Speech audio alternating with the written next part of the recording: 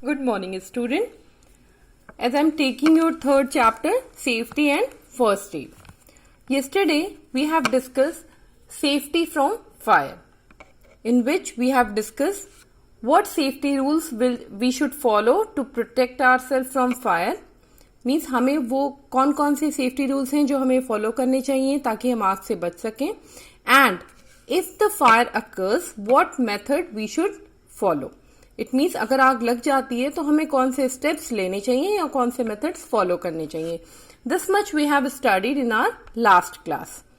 Now if you have any queries regarding this topic you can ask me today.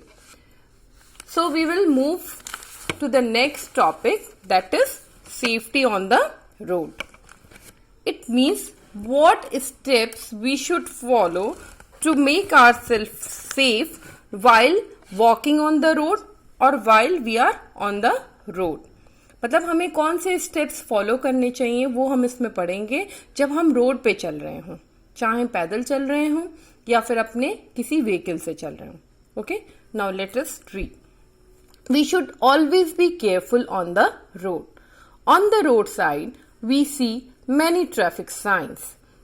मतलब हमें हमेशा ध्यान से चलना चाहिए जब भी हम रोड पे चल रहे हों. चलने का मतलब not only walking.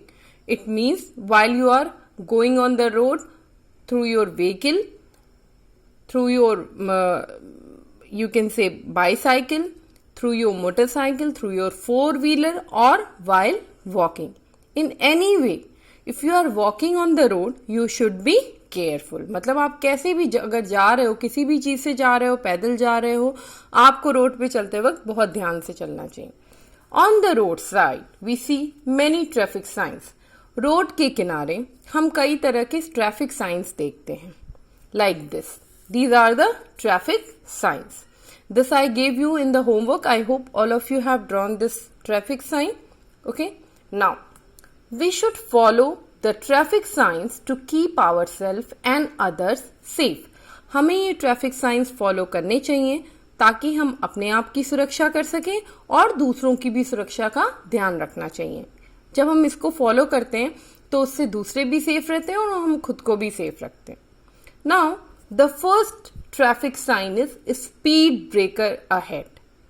It means आगे स्पीड ब्रेकर है.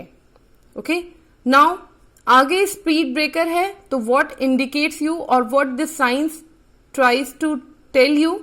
ये साइन आपसे ये बोलना चाहता है, अगर इस साइन का मतलब होता है स्पीड ब्रेकर अहेड, मतलब आगे स्पीड ब्रेकर है, तो ये साइन आपसे ये बोलना चाहता है कि you should control your speed.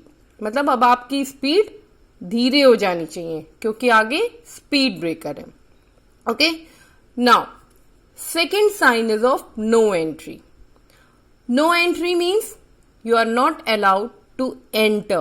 आप इसके आगे नहीं जा सकते, या अगर किसी गेट पे ये बोर्ड लगा है तो आप उस गेट के अंदर नहीं जा सकते. Okay, now third sign. Third sign is school ahead. School ahead मत मीन्स आगे स्कूल है, so the speed should be slow. आपकी स्पीड कम होनी चाहिए. Okay, now no U turn. It means you can not take a U turn from there. जो भी place पे ये साइन बोर्ड लगा है, इट मीन्स आप वहां से यू टर्न नहीं ले सकते. मतलब वापस मुड़ने के लिए जो हम यू टर्न लेते हैं वो आप नहीं ले सकते. Zebra crossing. Zebra crossing sign indicates that you can walk on this side of the road. मतलब अगर आपको रोड क्रॉस करनी है तो you should always cross through zebra crossing. मतलब आप zebra crossing पे चल के रोड को क्रॉस कर सकते हैं. तो ये साइन बोर्ड ये इंडिकेट करता है कि zebra crossing है. It means if you want to cross the road, अगर आप एक साइड से दूसरे साइड रोड के जाना चाहते हो तो zebra crossing पे चल के आप जा सकते हो. I hope you all understood all these signs board. Now, if you have any queries regarding these sign board, you can ask me. One small exercise is given over here. Let's do it. Write T for true and F for false statement. Okay, we should follow safety rules to avoid accident. It means हमें safety rules को follow करना चाहिए ताकि हम accident से बच सकें. Is it true और false? It is true. So we will write T over here. We should replace faulty gas pipelines immediately.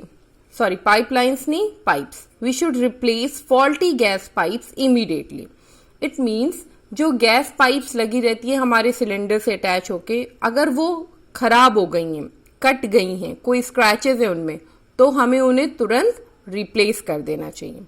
Okay, so is it true और नॉट? It is true. क्योंकि अगर हम उसको replace नहीं करेंगे, what will happen? वहां से gas leak हो सकती है. ठीक है, and that gas leakage creates fire. तो हमको फॉल्टी गैस पाइप्स जो है वो रिप्लेस कर देनी चाहिए. We should wear nylon clothes while cooking. मतलब जब हम खाना बना रहे हैं तो हमें नाइलॉन के या सिंथेटिक कपड़े पहनने चाहिए. Then it is a false statement, क्योंकि हमें हमेशा आग के पास जब भी हम काम कर रहे हैं तो हमेशा हमें कैसे कपड़े पहनने चाहिए? कॉटन क्लोथ्स पहनने चाहिए, ना कि नाइलॉन और सिंथेटिक. बिकॉज नाइलॉन और सिंथेटिक क्लोथ्स जो होते हैं वो फायर बहुत तेजी से कैच करते हैं. तो we should always wear cotton clothes. Petrol fire can be put out using water. Is it true और फॉल्स? It is false. जब भी पेट्रोल से आग लगती है तो हमें पानी का यूज करना चाहिए. ये सेंटेंस इसमें बोला गया है जो बिल्कुल गलत है. जब भी पेट्रोल से फायर लगती है तो हमें मड या फिर सैंड का यूज करना चाहिए, ना कि वाटर का. वाई? बिकॉज वाटर जो है उससे हल्का होता है पेट्रोल. तो पेट्रोल हल्का होने की वजह से वाटर के ऊपर फ्लोट करने लगता है, मतलब तैरने लगता है. जब पेट्रोल ऊपर आ जाएगा तो आग जो है जहां तक पेट्रोल फैलेगा वहां तक वो आग फैलती जाएगी. So we should never use water to put out the fire by petrol. So it is a false statement. Okay, now another, we should not strike a match in case of gas leakage. Means अगर gas leak हो रही है, ठीक है, gas बाहर निकल रही है सिलेंडर से, तो आपको उस समय माचिस नहीं जलानी चाहिए. सो इट इज ट्रू और not? It is true statement. So we will write T over here.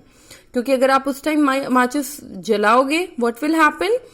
वहां पे आग लग सकती है. So in this way we have completed safety on the road. I hope all of you have understood. Now one more important thing. In between exercises, you need not to do in your copies. This is for your learning purpose only. While you are reading the chapter, after completing the reading, you can do the exercise on your own. Okay. It doesn't mean that questions in exam cannot come from these exercises. Definitely the question will come from these exercises, but there is no need to do these exercises in your copies. I hope all of you understood जो मैंने कहा कि आपको ये जो exercises हैं जो books के बीच में दिए हैं इनको copy में करने की कोई ज़रूरत नहीं है. आपको सिर्फ पीछे की exercises करनी है, लेकिन question इन exercises से भी आपके exam में आ सकता है. Now I have prepared one worksheet for you which you have to do in this period only, and try to show all of you me the correct worksheet. This is on the basis what I taught you till now. Safety from fire I taught you in my last class, and I told you to read the chapter. If you read the chapter properly, then you are able to do this worksheet. Okay, I have given true and false and tick the correct option over here. Try to do it in my class today only and show me in your class. Okay, thank you.